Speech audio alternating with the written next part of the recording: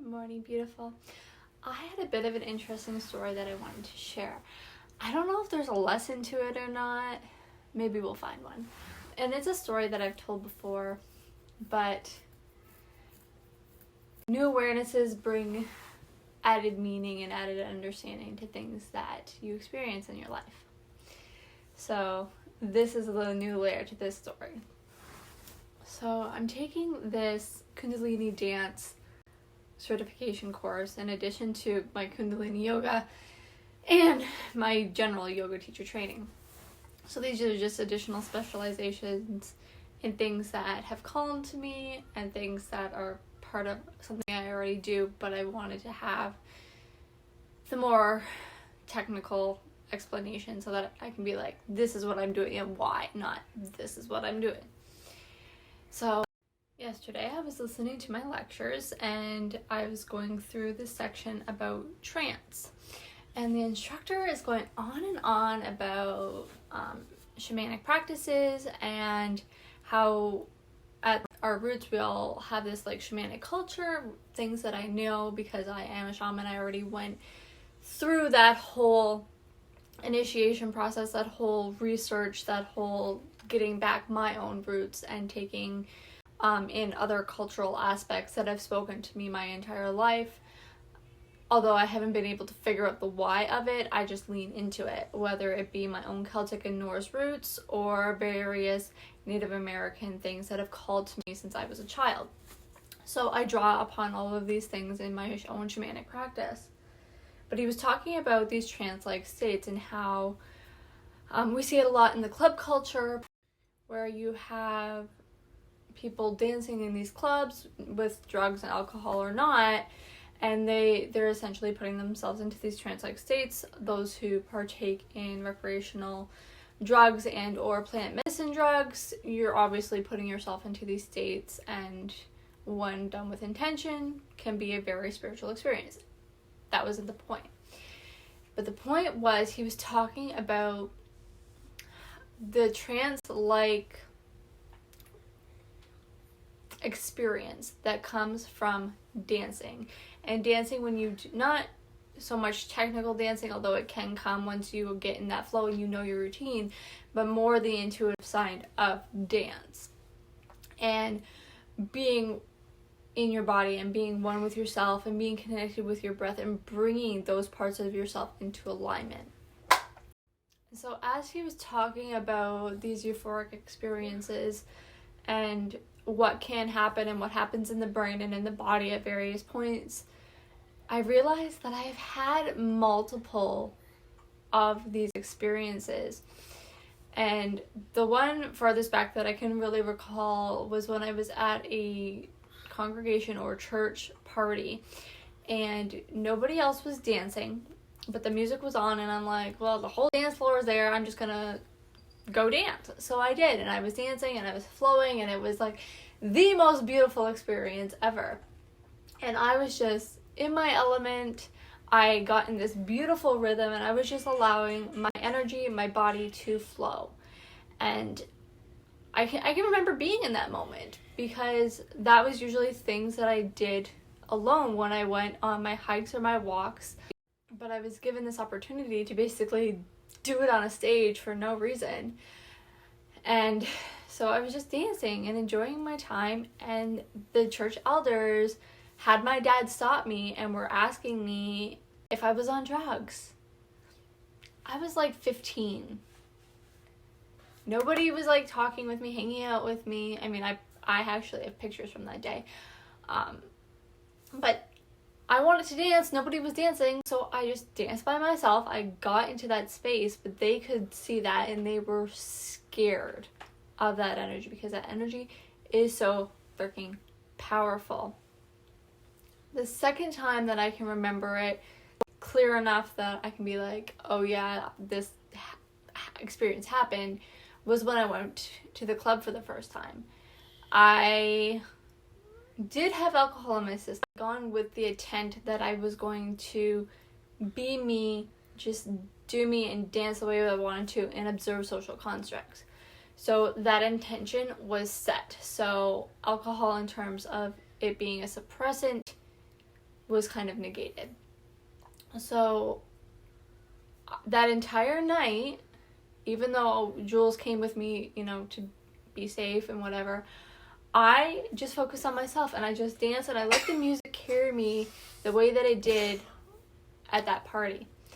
And later on, and even during that evening, Jules was like, people are watching you, like the men, the women, like everybody. And then I woke up the next day to like a bunch of messages in my DMs of people who know me and saw me there at the club, and they're like, you know, going off about how I was dancing and how they wanted to come talk to me and dance with me, but saw that I was in my own space and that Jewel was with me and whatever. So that energy is very apparent. Those experiences are experiences that I've had, and reflecting on these experiences and doing these Kundalini courses, and people are constantly talking about their awakenings, and for a long time I've been like listening to these people's stories, and even my brother's story of how he was awakened is very impactful. And I'm sitting here and I'm like, I haven't had, I can't not pinpoint that experience. Like, I've been doing energy work for years now, and I know my energy flows fully. I know I have this energy, so I had my awakening at some point in which I cannot remember, which means that it probably happened prepubescent, which means that a lot of the things that I've experienced in my life make so much more sense why I haven't been able to connect, and why people can't really understand me, why adults are like, you have this really weird innate knowing, and it makes me feel uncomfortable. Like, there's a lot of things that are just kind of making sense now that I realize that I've probably been awoken, like my Kundalini, my awareness, a lot earlier than I realized it had been. Because my brother himself was like 6 when he had his awakening. So I mean, somewhere in that time period of 8 to 14, somewhere in there, or maybe earlier, I don't know. That is like a mission that I am now on, is to find that out.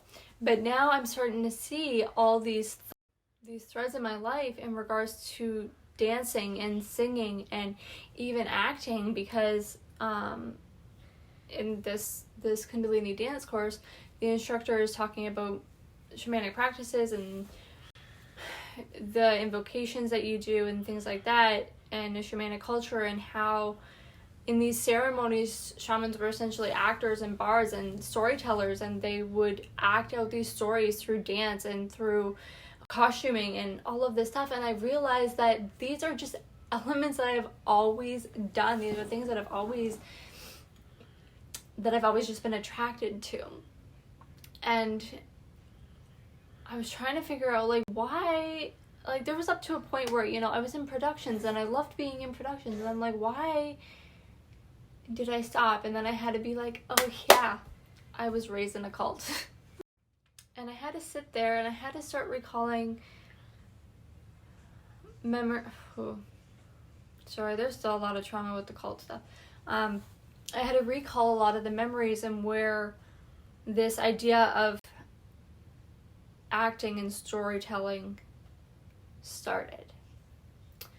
And I used to play dress up and write plays and stuff. Like, that was my number one form of play, was to put on costumes and make these little skits and tableaus, whether I shared them with my parents or not. Like, there's lots of pictures of me doing that, but that was something that I did for myself.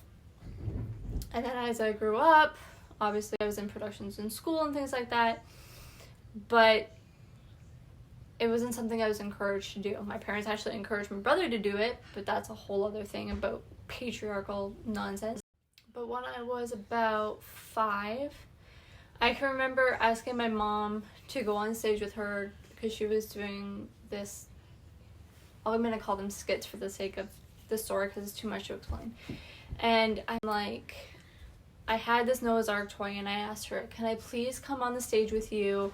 I want to tell the story of Noah's Ark while you're doing your demo, and, you know, do this little tableau about Noah's Ark with my thing. And I was allowed to do it. I don't know why. I don't know what allowance they actually made, but that was one of my first experiences being on stage, was doing this little tableau with my Noah's Ark toy about the flood. And I remember that moment, and I loved that moment. I loved being on stage, and I loved that I was given that opportunity. So every year, but it was a very privileged thing. So at some point, I think I probably just wrote it off and never really gave it a second thought. But the more I thought about it, the more I realized that for about 10 years, I was writing and presenting weekly little dramas, even like in our local church. Like, again, I'm not going to tell the whole backstory of how it works, but essentially you're given an assignment, you write a script, and then you give it, and then you're critiqued. But it's all about teaching people about the Bible and stuff. But I mean, I would write out these little skits, and I did the math. It would have been like over 72 skits that I've written and given. So I mean, there was still that element.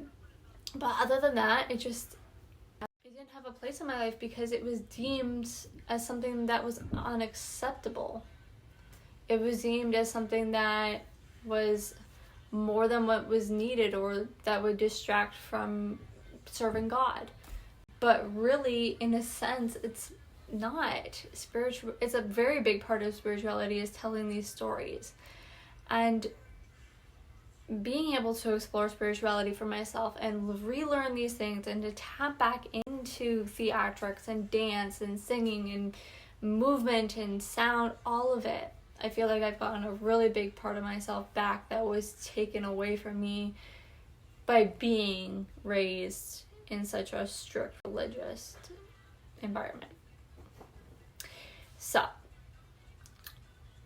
I am very thankful that I get to now explore this and to remember this part of myself and use it as a way to continue to serve my community. So while I'm still trying to figure out how these things all play into what I'm going to be doing and how I'm going to serve, I'm excited to be able to explore that and to share that journey with you, and to write these little meditations for you, and to tell these stories about my life and help you realize those own patterns in your own life about what calls to you and what speaks to you and who your true authentic self is.